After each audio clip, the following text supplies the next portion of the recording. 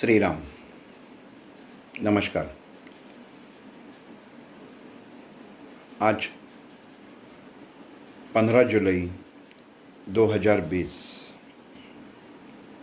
आज से प्रभु रामचंद्र श्री राम, इनके बारे में, उनकी विशेषताएं,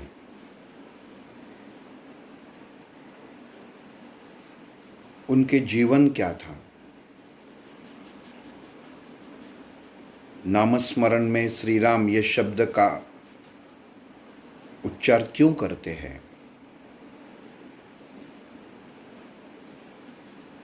अगर कोई इंसान अपनी अंतिम यात्रा में जाने की तैयारी करते तो सब लोग राम नाम सत्य है ये क्यों कहते हैं। इतना जो प्रभु रामचंद्र, जिनका क्रोध कभी किसी ने देखा ही नहीं,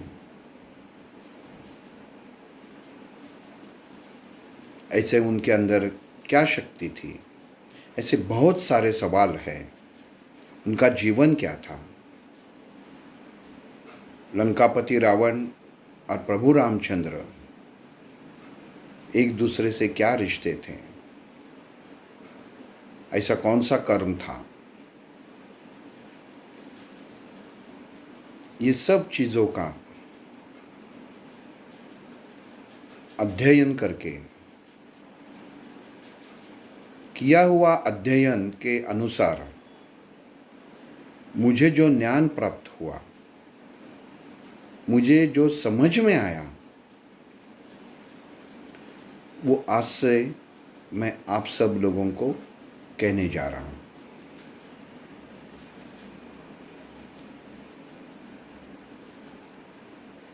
आज से ये पहला भाग है।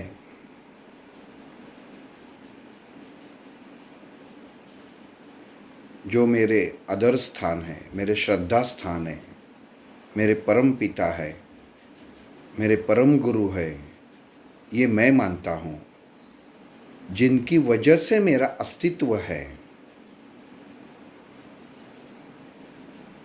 वो डॉक्टर अशोक श्रीपाद भट्ट, इनको मैं पहला प्रणाम करता हूँ।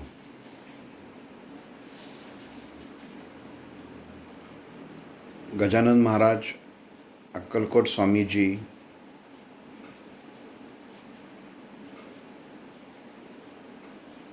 मेरे कुल देवता, कुल स्वामिनी, जिन जिन लोगों से अभी तक मुझे ज्ञान प्राप्त हुआ, वो सब योगी, सन्यासी,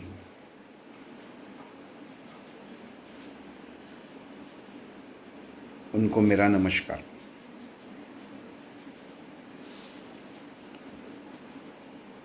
गुरु ब्रह्मा, गुरु विष्णु, गुरु देवो महेश्वरा,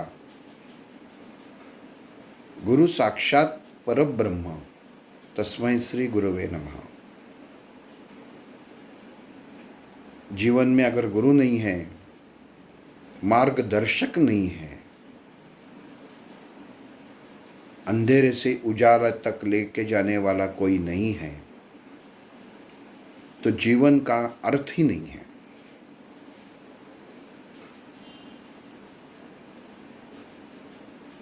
हर इंसान जीवन व्यतीत करते समय इतने चीज़ों से व्याप्त रहता है। आज की ज़िंदगी, आज का हर इंसान का चलने का ढंग, चलने का सफ़र, सोचने की ताकत केवल और केवल भौतिक चीज़ों के अटकी हुई है।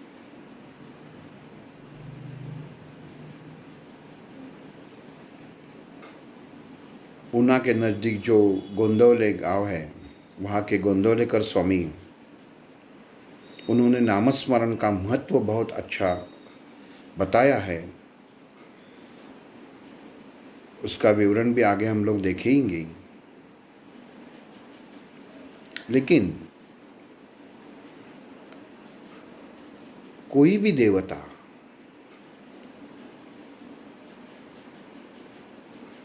जब अवतार लेती है तो क्यों लेती है, उनका उद्देश्य क्या है, उनका उद्दिष्ट क्या है, ये पता होना बहुत जरूरी है। प्रभु श्री रामचंद्र का नाम लेते ही हमारे सामने दूसरा नाम आता है, वो रावण का आता है। रावण का वध जिसने किया वो प्रभु श्री रामचंद्र।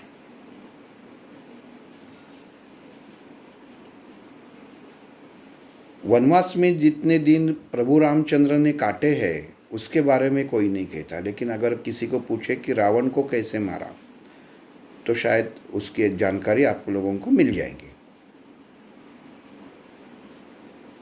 कहने का उद्देश्य यह है कि कोई भी जीवन में विशिष्ट घटना जब हो जाती है तो वो घटना होने के पीछे कोई एक ऐसा मकसद रहता है जो समाज को कुछ ना कुछ सिखाकर ही जाता है। जितना मैंने पढ़ा है रामायण के बारे में, वाल्मीकि रामायण पढ़ा है, तुलसीदास रामायण के कुछ पन्ने पढ़े हुए हैं, जिनको गुरु माना उनके मुख में तो केवल श्री राम ही था।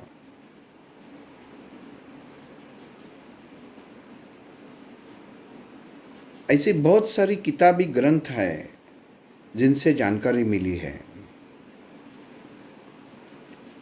हम लोग किताब पढ़ते हैं, उससे जानकारी लेते हैं, दूरदर्शन पे माध्यम से जो धारावाहिक दिखाते हैं उनसे जानकारी लेते हैं, लेकिन वो सीमित होती है।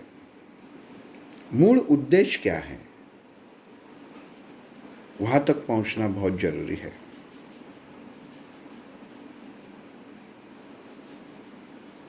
और उनके आशीर्वाद से ही, हमारे डॉक्टर जी के आशीर्वाद से ही मैं ये कोशिश कर रहा हूँ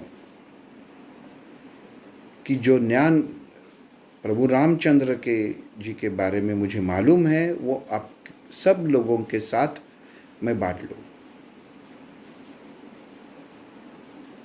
कौन क्या लेगा, कौन क्या विचार करेगा, सच क्या है, झूठ क्या है,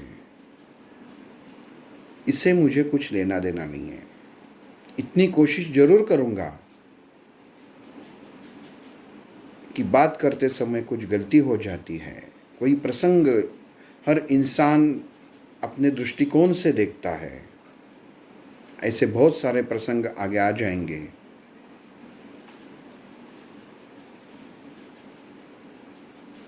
तो यहाँ पे यह आदमी भूल कर रहा है ऐसा मत सोचिए, उसके गहरेपन तक जाइए।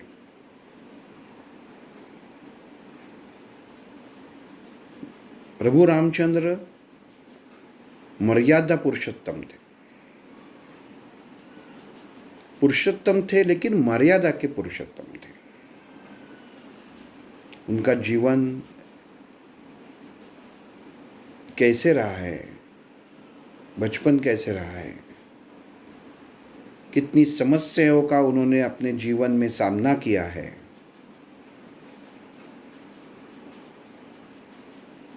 ये मुझे लगता है बहुत सारे लोगों को मालूम है।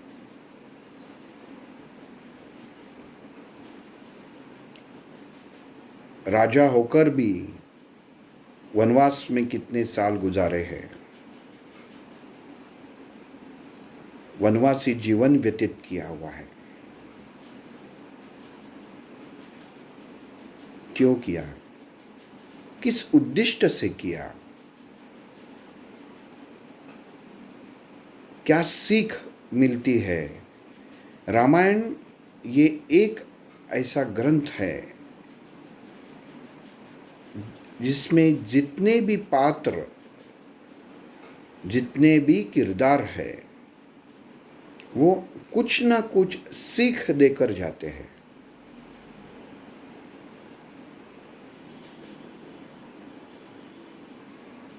भगवान श्री कृष्ण और प्रभु रामचंद्र दोनों ही विष्णु के ही अवतार हैं,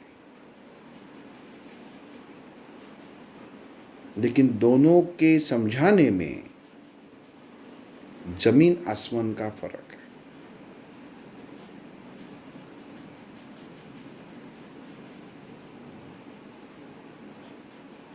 मर्यादा में रह के जीवन कैसा होना चाहिए ये प्रभु रामचंद्र ने दिखा के दिया है, दिखाया है।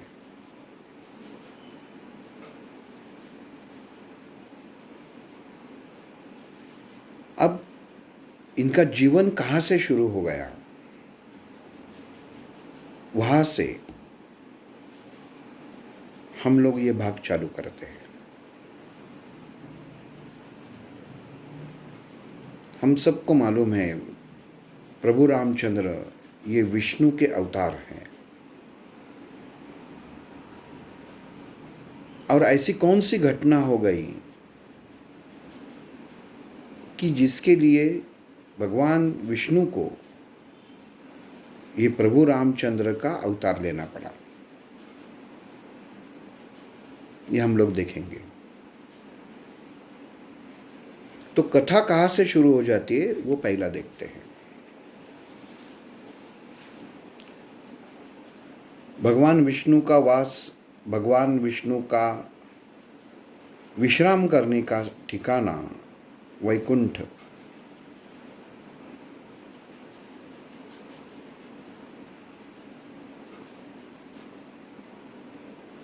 वहाँ पे विश्राम कर रहे विष्णु को मिलने के लिए कुछ ऋषि आ जाते हैं। ऋषि भी केवल ऋषि ही नहीं थे, ऋषियों का नाम था सनकादिक ऋषि। हम लोग केवल पढ़ते हैं और आगे निकल जाते हैं, लेकिन ये कौन थे कि जिनकी वजह से इतने 3 अवतार भगवान विष्णु को लेने पड़े, ये मालूम करना और ये मालूम होना जरूरी है। ब्रह्मा जी के 4 पुत्र थे, सनक, सनंदन, सनत कुमार और सनातन। ये 4 ब्रह्मा जी के पुत्र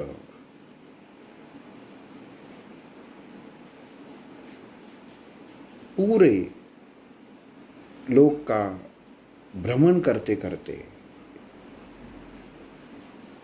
मन में इच्छा प्रकट करते हैं कि भगवान विष्णु का, परमात्मा का दर्शन हो जाए, और वो दर्शन के लिए वो भगवान विष्णु के द्वार पे यहाँ पे आते हैं।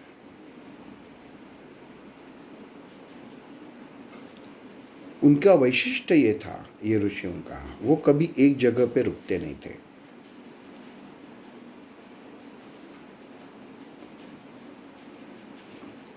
जहाँ पे ये ऋषि आ जाते हैं द्वार पे, तो भगवान विष्णु जब विश्राम कर रहे थे तो उनके द्वार पे जय और विजय, ये 2 द्वारपाल खड़े हुए पहरा दे रहे थे। जैसे ही ऋषि उन दोनों जय विजय के सामने आ गए, उन्होंने ये द्वारपालों के बताया कि हम लोग भगवान विष्णु को मिलने आए हुए हैं। लेकिन जय विजय जी ने कहा कि आप अंदर नहीं जा सकते। बहुत सारी बातें, बहुत सारे मार्ग से ऋषियों ने दोनों द्वारपालों को समझाया कि हमें भगवान विष्णु को मिलना है, हम उनके भक्त हैं। और केवल भक्त ही स्वामी को मिलने की इच्छा नहीं रखता, कभी कभी स्वामी भी भक्त को मिलने की इच्छा रखता है। तो हमें ऐसा लग रहा है कि भगवान विष्णु भी हमारी भेंट चाहते हैं, तो हमें अंदर जाने दीजिए। लेकिन कभी कभी हम लोग ज़िंदगी में बोलते हैं कि जो भूमिका इंसान अपने ज़िंदगी में अदा करता है, उससे वहाँ पे अहम भाव, गर्व हो जाता है। जय विजय के मन में वो गर्व पैदा हो गया। अंदर पूरे विश्व के निर्माता विष्णु है, उनके सोचे बिना ये भूमि पे कोई कृति भी होती नहीं है। ये मैं इसके लिए बता रहा हूँ कि जय विजय जो मन में सोच रहे थे वो कृति असल में शरीर इनका कर रहा था, लेकिन सोच अंदर बैठे हुए विश्राम जो कर रहे थे वो भगवान विष्णु की थी।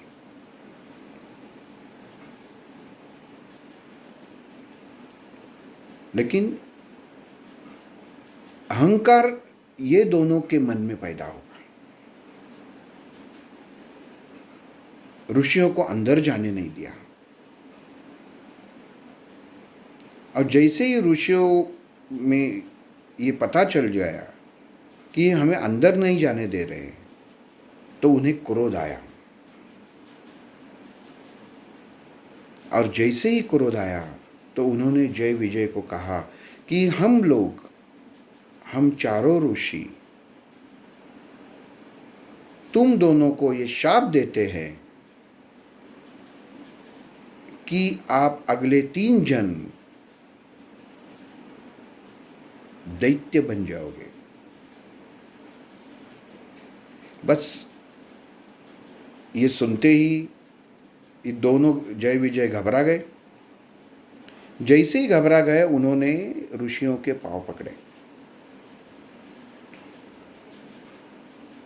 अंदर विश्राम करने वाले भगवान श्री विष्णु को पता चल गया कि द्वार पे ऐसे ऐसी घटना हो गई है।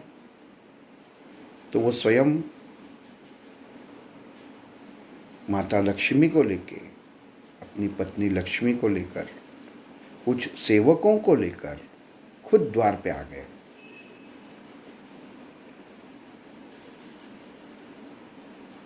पहले ही आते ही उन्होंने ये चारों ऋषियों की क्षमा मांगी।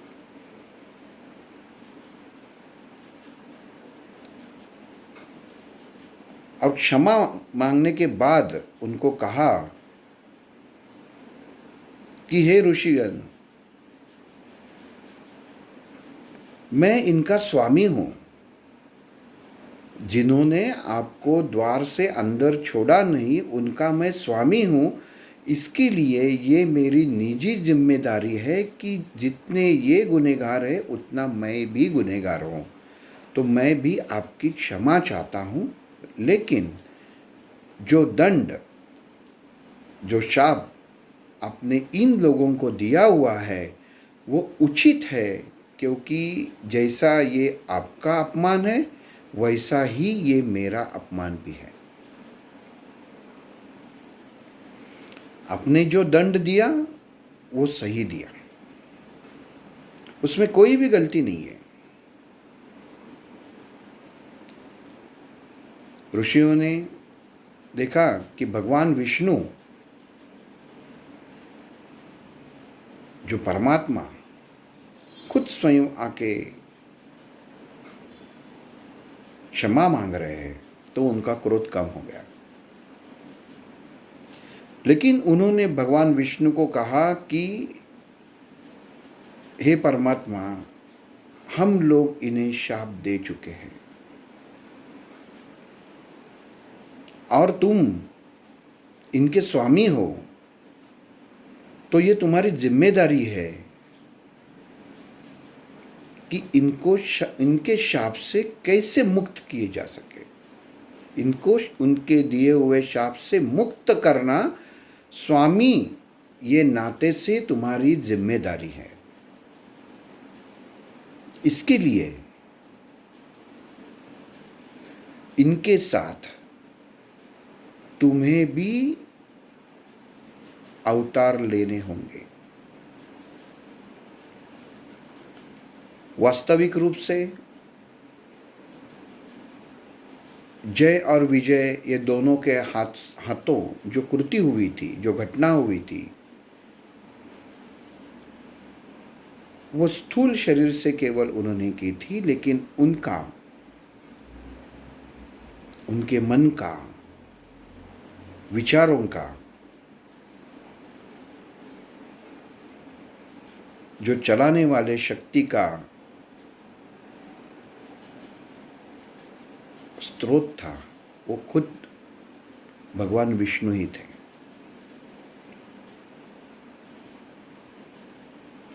और ये ऋषि मुनियों के मुंह से जो शाप निकला, वो भी भगवान विष्णु का ही खेल था।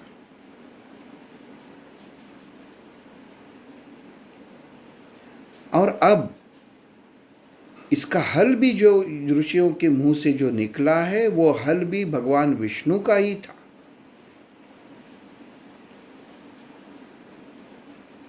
इसके लिए भगवान विष्णु ने यह तय कर लिया, मुझे 3 अवतार लेने हैं।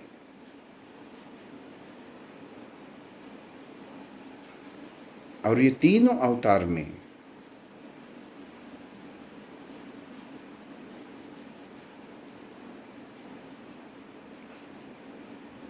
मुझे ये ज्ञान देना है, ये सृष्टि को नियम समझाना है। यही केवल अवसर है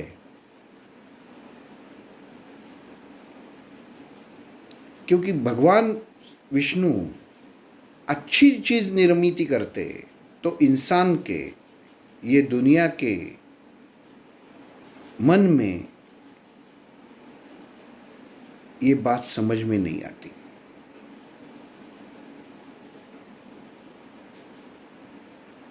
भगवान श्री राम, भगवान श्री कृष्ण, प्रभु रामचंद्र। प्रभु रामचंद्र कौन थे? वो नायक थे। रावण कौन था? खलनायक था। लेकिन खलनायक था, इसके लिए नायक को ज्यादा पसंदी भी रहती है और नायक का कर्म क्या है, कर्तव्य क्या है, ये लोगों को पता चल जाता है। नायक शब्द का अर्थ क्या है, अच्छाई किसे कहते हैं, ये पता चल जाता है। खलनायक नायक नहीं हो सकता था क्या? बुराई करने में भी दिमाग तो लगता ही है।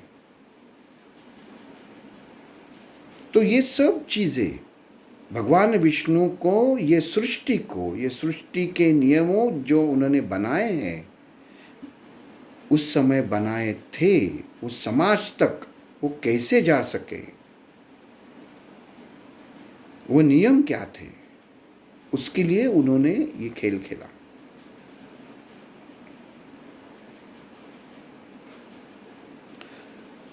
ये जो ऋषि थे सनकादिक,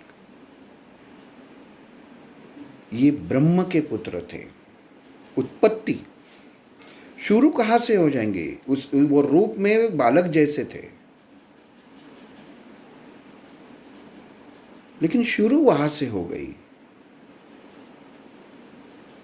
भगवान विष्णु ने ये सब जानबूझकर लीला रचाई है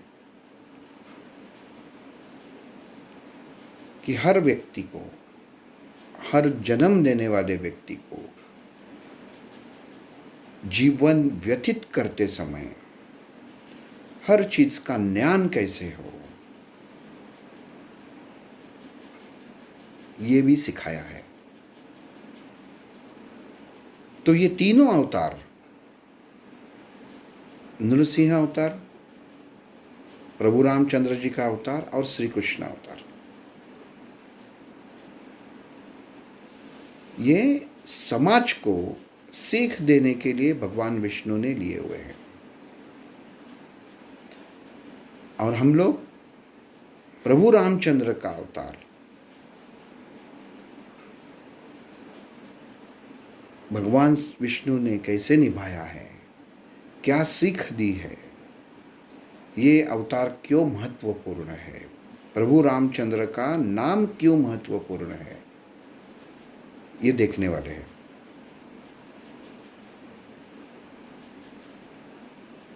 अवतार ये शब्द का अर्थ इसके लिए है जो मूल तत्व रहता है उससे थोड़ा बाजू हटके प्रकट होना। अगर अवतार आप कहेंगे तो एक पायरी नीचे आना। भगवान विष्णु ये सर्वोच्च स्थान पे है, उन्होंने समाज के लिए, पूरे दुनिया के लिए ज्ञान क्या है, विज्ञान क्या है, ये समझ में आए, इसके लिए एक पायरी, वन स्टेप वो नीचे आए हुए। इंसान अपने ज़िंदगी में तरक्की करके एक एक पायरी ऊपर जाता है। भगवान ने समाज के लिए अवतार लिया, समाज के लिए वो नीचे आ गए। जितने हम लोग देखते हैं, सद्गुरु हो गए, गजानन महाराज हो गए, बाड़ेकुंदरी के पंत जी है, अक्कलकोट स्वामी है, शंकर महाराज है, बहुत सारे स्वामी महाराज हैं। इन्होंने अवतारी जितने हैं, क्यों अवतार लिया? कि समाज को कुछ सीख देने के लिए अवतार लिए हुए। समाज के अंदर, समाज के मन में जो प्रश्न है, समाज को व्यवस्थापित करने के लिए व्यवस्थापन क्या है, ये समाज को पता होना बहुत ज़रूरी है। इसके लिए ये अवतार लिए हुए हैं। साईं बाबा ने अवतार क्यों लिया? जितने संत हैं, जितने अवतारी संत हैं, व्यभिचारी नहीं, अवतारी संत, जो परमात्मा, जो ईश्वर का अंश है, केवल उतने ही वो समाज को कुछ देने के लिए आए हैं। वैसे ही परमात्मा विष्णु प्रभु रामचंद्र के अवतार लेकर मर्यादा क्या होती है, जीवन में मर्यादा क्या होती है, इसकी सीख देने के लिए ये अवतार है। प्रभु रामचंद्र का जीवन पट अभी कल से हम चालू करेंगे। श्री राम।